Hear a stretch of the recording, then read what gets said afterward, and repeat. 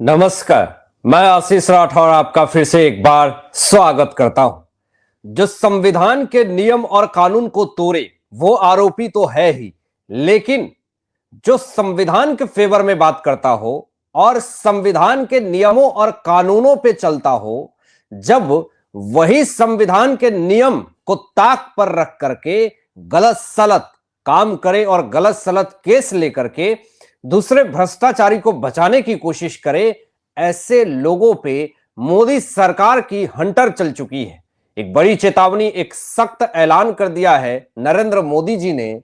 किस तरीके से वकीलों के ऊपर घुसखोरी को लेकर के, आजीवन जेल को लेकर के एक ऐसी बड़ी अपडेट आई है और एक ऐसी खबर सामने आई है जिससे कि उन तमाम दलाल भ्रष्टाचारी वकील जो जानते हैं कि ये भ्रष्टाचारी हैं लेकिन फिर भी उनको बचाने की कोशिश करते हैं, तो उनके लिए मोदी सरकार का यह कड़ा नियम बहुत बड़ा सजा के रूप में सामने आएगा।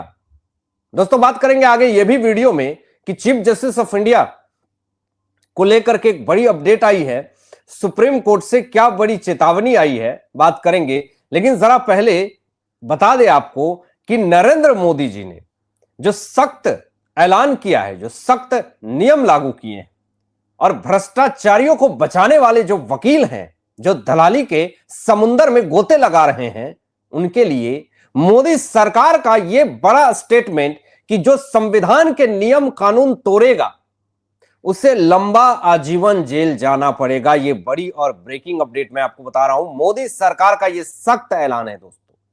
यानी जो भ्रष्टाचारिता फैला रहे हैं, जो भ्रष्टाचारिता फैला करके पैसे बटोर रहे हैं, उसको बचाने वाले जो भी वकील हैं, उसके लिए मोदी सरकार का यह कड़ा नियम लागू साबित हो रहा है और उनके लिए एक बड़ी समस्या आ रही है सामने।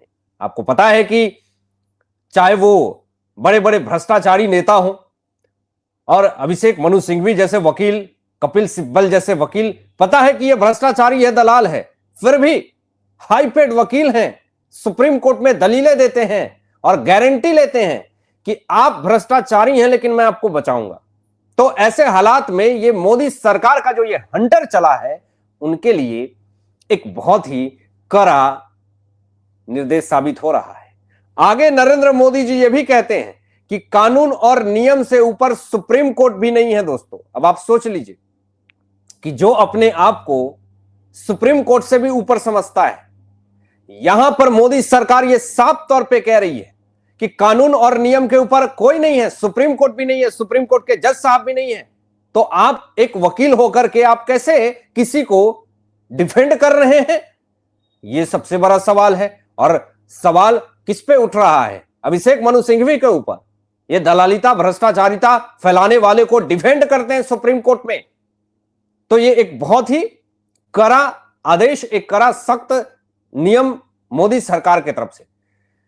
आगे नरेंद्र मोदी जी यह भी कहते हैं कि अगर कोई वकील घुसखोरी करते पकड़ा जाएगा तो उसके लिए आजीवन जेल का रास्ता खोलना पड़ेगा और उनको आजीवन जेल जाना पड़ेगा, यानी उम्र कैद की सजा हो सकती है ऐसे मामलों में।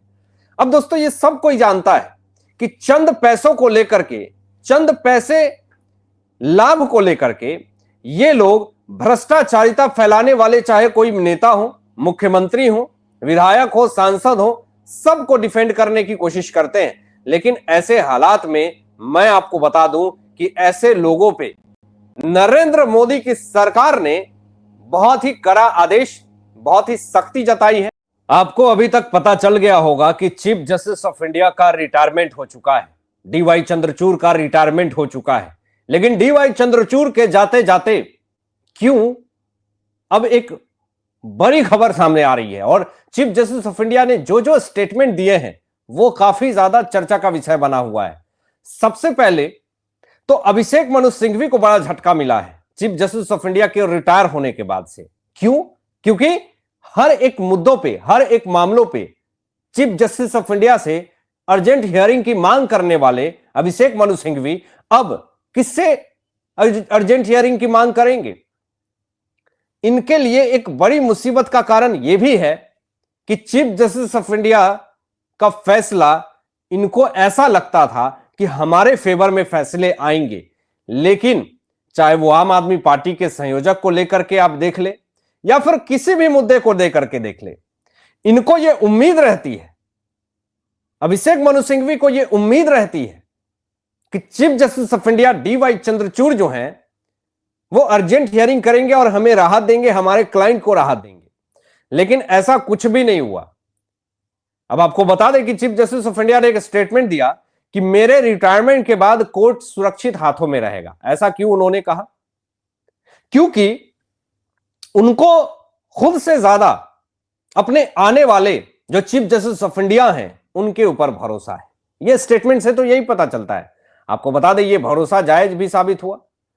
देख लें आप कि नए chief justice of India Sanjeev Khanna, जिनको बनाया गया है, ये 6 महीने चीफ जस्टिस ऑफ इंडिया रहेंगे और पहले दिन ही जस्टिस संजीव खन्ना ने 45 मामलों की सुनवाई की है दोस्तों, पहला दिन ही। अब आप सोच लीजिए, 80,000 से ज्यादा मामले लंबित हैं, लेकिन संजीव खन्ना ने पहले दिन ही 45 से ज्यादा मामलों की सुनवाई की। यह एक बहुत बड़ी बात है। लेकिन इस पर चीफ जस्टिस ऑफ इंडिया की दाल कहीं भी गल नहीं रही है।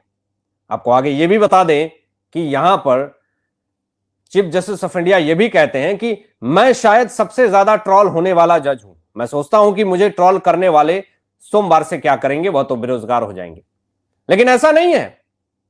उनके हर एक बात को, हर एक पॉइंट को तोड़ा जा रहा है, मरोड़ा जा रहा है। उनके सारे विवादास्पद स्टेटमेंट को अभी भी लिब्रांडो गैंग एकजुट करके उसमें नकारात्मकता निकालने की कोशिश कर रही है। तो वो बेरोजगार तो हो ही गए हैं, लेकिन मैं आपको बता दें कि चीफ जस्टिस ऑफ इंडिया ने जो स्टेटमेंट आगे दिए हैं वो अपने आप में काफी ज्यादा सोचनीय है कि न्यायपालिका की स्वतंत्रता का मतलब हमेशा सरकार के खिलाफ फैसले देना नहीं होता है।